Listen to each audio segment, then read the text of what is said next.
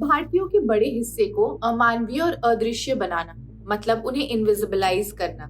CA, NPR और NRC जैसी नीतियां लागू होने लगी तो क्या हो सकता है? तो पार्लियामेंट का विंटर सेशन शुरू हो गया है। जन्म और मृत्यु के डेटाबेस के माध्यम से एनपीआर अपडेशन की अनुमति देने के लिए बिल ला सकती है सरकार।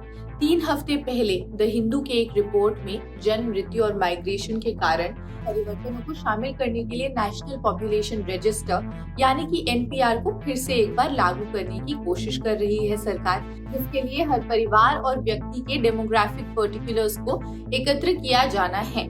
ऐसा कहना है ministry of home affairs MAH, जो कि 7 नवंबर 2022 को अपनी एक रिपोर्ट, एनुअल रिपोर्ट के साथ बाहर आई। How was the National Population Register compiled? How is it related to citizenship and the decennial census? And can states refuse cooperation with the NPR process? NPR demographic and biometric details के साथ देश के निवासियों का एक register है। अप्रैल 2020 और सितंबर 2020 के बीच 2021 की जनगणना से पहले इसको तैयार किया जाना था। कई राज्यों में एनपीआर पर इनिशियल काम शुरू भी हो गया है। अब बंगाल में नागरिक अधिकार कार्यकर्ता एनपीआर के संकलन का विरोध करते हुए आरोप लगा रहे थे कि इसका जनगणना से कोई लेना देना नहीं है और राज्य में नागरिकों के राष्ट्रीय रजिस्टर को शुरू करने का ये पहला कदम है। नागरिकता अधिनियम 1955 जो 2004 में डाला गया था, उसकी धारा 14A के अनुसार केंद्र सरकार भारत के हर नागरिक को कंपल्सरीली रजिस्टर कर सकती है और उसे एक राष्ट्रीय पहचान पत्र जारी कर सकती है। एंड देन द सरकार में contain a national register of the Indian citizens. अब ये एक डेटाबेस है जिसमें देश के सभी सामान्य निवासियों की सूची होगी।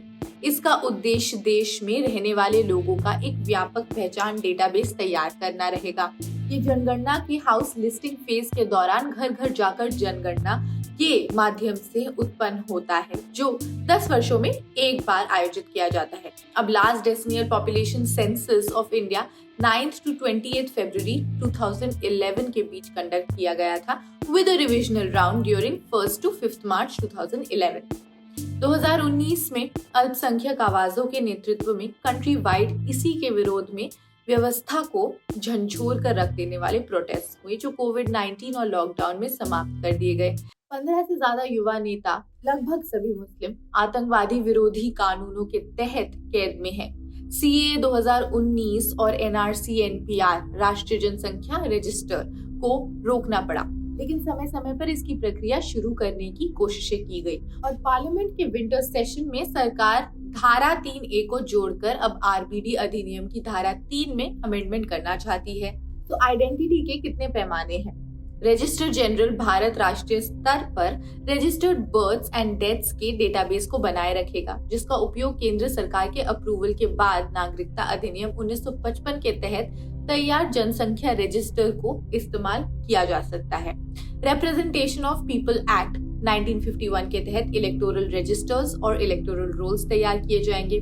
2016 के तहत तैयार किया गया Aadhaar database, national food security act 2013 के तहत तैयार किया गया ration card database, passport act के तहत तैयार किया गया पासपोर्ट डेटाबेस और driving licence database under motor vehicles amendment act, which can mean वो समय आ गया है जब 2024 के आम चुनावों के 2 साल पहले गृह मंत्रालय ने अपनी 2021-22 की वार्षिक रिपोर्ट सबमिट की और उसमें खुलासा हुआ, it revealed that it has delegated powers under the citizenship act to grant citizenship under the controversial 2019 amendment.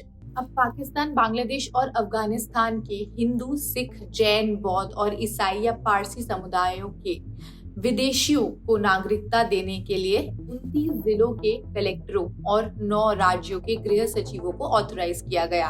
31 अक्टूबर को गुजरात में आनंद और मेहसना, छत्तीसगढ़, राजस्थान, हरियाणा और पंजाब के 31 जिलों की सूची में जोड़े जाने वाले लेटेस्ट 2 जिले हैं। छत्तीसगढ़, पंजाब और राजस्थान ऑपोजिशन रूल्ड स्टेट्स है, लेकिन उनकी सरकारों की कोई सुनवाई नहीं हुई है।